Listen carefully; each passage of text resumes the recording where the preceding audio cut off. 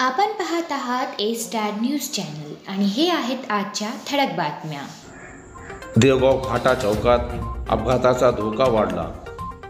औरंगाबाद नांदेड राष्ट्रीय महामार्गावरील सेलू तालुक्यातील देवगाव फाटा येथे तयार करण्यात आलेल्या चौकाची रचना सदोष असल्याने या चौकात अपघाताचा धोका वाढला आहे।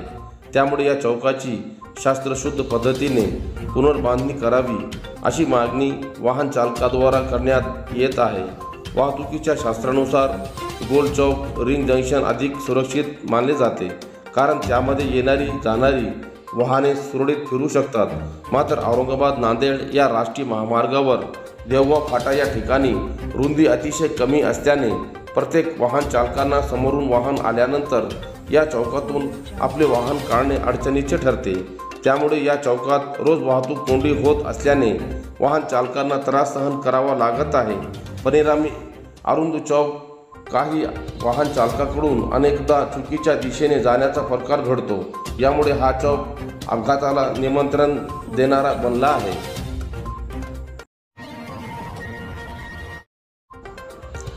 महातपुरी नदीपात्रात बुडालेल्या इसमाचा मृतदेह सापडला। पोहण्यासाठी गेलेल्या 32 वर्षीय इसम गोदावरी नदीपात्रात बुडाल्याची घटना 20 एप्रिल रविवार रोजी दुपारी 4:30 वाजेच्या सुमारास गंगाखेड तालुक्यातील महातपुरी येथे घडली असून नदीपात्रात बुडालेल्या इसमाचा शोधाशोध सुरू होता। मात्र रात्रीपर्यंत मृतदेह आढळला नाही। गंगाखेड तालुक्यातील महातपुरी येथील शेख वसीम शेख तहसीन व 32 वर्ष हा इसम रविवार 20 एप्रिल रोजी पोहण्यासाठी महातपुरी येथील देवीच्या मंदिराजवळील गोदावरी नदीपात्रात गेला होता। चिंचटाकली शिवारातील गोदावरी नदीपात्रात मोठ्या प्रमाणात खोल पाणी असल्यामुळे पाण्याचा अंदाज न आल्याने शेख वसीम शेख तहसीन हा इसम पाण्यात बुडाला। ही माहिती समजताच महातपुरी येथील 10 ते 15 इसमानांनी पाण्यात उड्या मारून त्याचा शोध घेतला, मात्र तो मिळून आला नाही।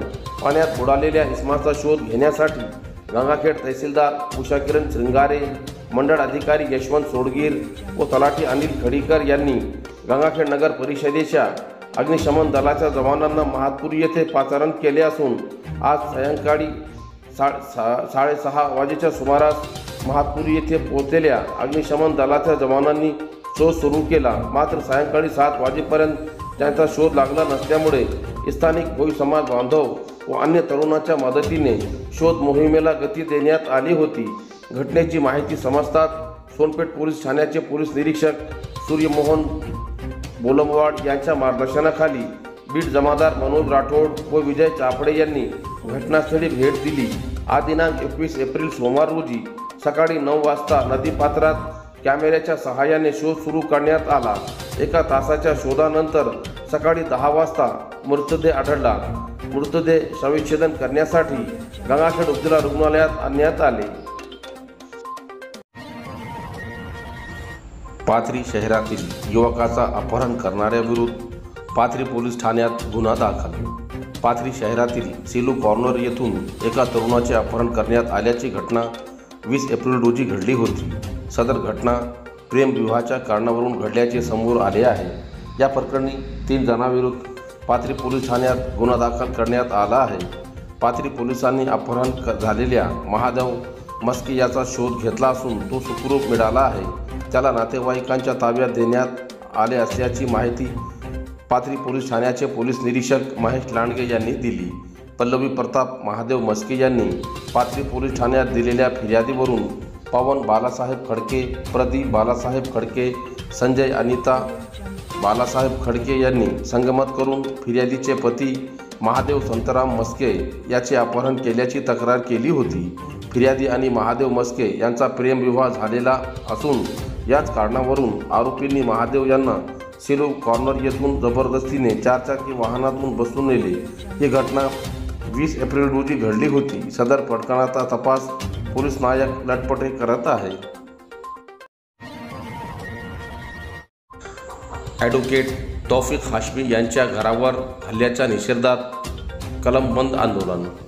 परभणी शहरात दिनांक 19 एप्रिल रोजी काही समाजकंटकांनी कट रचून लहान मुलाचा निमित्त करून गैरकायद्याची मंडळी जमवून ॲडव्होकेट तौफिक हाशमी यांना शिवगाळ करत त्यांच्या घरावर दगडफेक केली व त्यांना व त्यांच्या घरातील इतर सदस्यांना बेदम मारहाण केली असा आरोप करत आज दिनांक 21 एप्रिल सोमवार रोजी परभणी जिल्हा वकील संघाच्या वतीने पेन बंद आंदोलन करत त्यांच्यावर ॲट्रॉसिटी अंतर्गत लावण्यात आलेल्या खोटा गुन्हा क्रमांक 152/2025 यामधील त्यांचे नाव वगळण्यात यावे अशी मागणी पोलीस अधीक्षक व जिल्हाधिकारी यांना दिलेल्या निवेदनात करण्यात आली आहे। दिलेल्या निवेदनावर जिल्हा वकील संघाचे सर्व पदाधिकारी यांच्या स्वाक्षऱ्या आहे। जमिनीच्या मोबदल्यासाठी चिकलठाणा पाटीवर 3 तास रास्ता रोको आंदोलन। समृद्धी महामार्ग जिल्हास्तरीय दर निश्चिती समितीने मंजूर केलेल्या मावेजा मिळण्याच्या मागणीसाठी आज दिनांक 21 एप्रिल सोमवार रोजी जालना नांदेड समृद्धी महामार्ग कृती समितीच्या वतीने सेलू देवगाव फाटा राष्ट्रीय महामार्ग क्रमांक 548B या रस्त्यावरील चिकलठाणा पाटीवर भर उन्हात 3 तास रास्ता रोको आंदोलन करण्यात आले। 4 ऑक्टोबर 2024 रोजी जिल्हास्तरीय दर निश्चिती समितीची बैठक झाली होती। या बैठकीत दर निश्चिती समितीच्या वतीने मंजुरी देण्यात आली होती। उच्च न्यायालयात 24 मार्च 2025 रोजी आदेश दिलेले असताना मंजुरी मिळून 5 महिने झाले तरी अद्यापपर्यंत मावेजा वाटप करण्यात आला नसल्याच्या निषेधात 3 तास रास्ता रोको आंदोलन करण्यात आला। रास्ता रोको आंदोलनामुळे रस्त्याच्या दोन्ही बाजूने वाहनांच्या रांगा लागल्या होत्या। आज लग्नाचा मुहूर्त असल्याने बहुतांश वऱ्हाडी मंडळी ही आंदोलनामुळे वाटेतच अडकून पडली होती। मात्र पेशंटला घेऊन जाणारी ॲम्ब्युलन्सला आंदोलनकर्त्यांनी वाट देऊन माणुसकीचे दर्शन घडविले। पोलीस उपअधीक्षक दिलीप टिपरसे, सेलू तहसीलदार शिवाजी मगर, सेलू पोलीस ठाण्याचे पोलीस निरीक्षक दीपक बोरसे यांनी मध्यस्थी करून आंदोलनकर्त्यांसोबत चर्चा करून आंदोलन सोडण्यात आले। या आंदोलनात प्रशांत नाईक, सुंदर गाडेकर, रमेश माने, विजय खरात, कमल लोखंडे, रघुनाथ टाके, सोनू खरात, सुनील लिपणे, भास्कर पडघन, विठ्ठल पडघन, प्रल्हाद पडघन, ज्ञानेश्वर जावडे, तुळशीराम जाधव, रमेश खरात, प्रभाकर टाके यांच्यासह शेकडो शेतकरी महिला मोठ्या संख्येने सहभागी झाले होते। 17 वर्षानंतर न्यू हायस्कूलच्या माजी विद्यार्थ्यांची स्नेह भेट। सेलू येथील न्यू हायस्कूल व उच्च माध्यमिक विद्यालयात 2008-2009च्या विद्यार्थ्यांनी दिनांक 20 एप्रिल रविवार रोजी एकत्रित येऊन शाळेविषयी व आपसातील जुन्या गोष्टींच्या आठवणी जागृत केल्या। जवळपास 45 विद्यार्थी औरंगाबाद, मुंबई, पुणे, नाशिक असे दूरदूरून विद्यार्थिनी एकत्रित आले। या प्रसंगी पर्यवेक्षक धनंजय भागवत, सुनील मोरे तसेच बऱ्याच विद्यार्थ्यांनी आपल्या शाळेबद्दलच्या भावना, विद्यार्थी अवस्थेतील अनुभव व्यक्त केले। तसेच आपण सध्या काय करतो व शाळेतील शिक्षकांचे योगदान याबद्दल कृतज्ञता व्यक्त केली। आनंद आणि भावनिक अशा प्रकारच्या खेडीमेडीच्या वातावरणात कार्यक्रम पार पडला। यावेळी शाळेतील माजी विद्यार्थी मिर्झा बाबर बेग, शेख कलीम, पठाण आमेर, हसन खान, जुबेर पठाण, पवन फुलमाडी, अमोल जाधव, अविनाश घाडगे, ज्ञानेश्वर तौर, विकास आपसे, शेख मोहसिन तर विद्यार्थिनीमध्ये सविता बंदुके, अश्विनी शिंदे, ज्योती, मंगल, रोहिणी, विजयश्री, अनुराधा ढके, सलमा पठाण, प्रिया टिकायत, शारदा जाधव यांची उपस्थिती होती।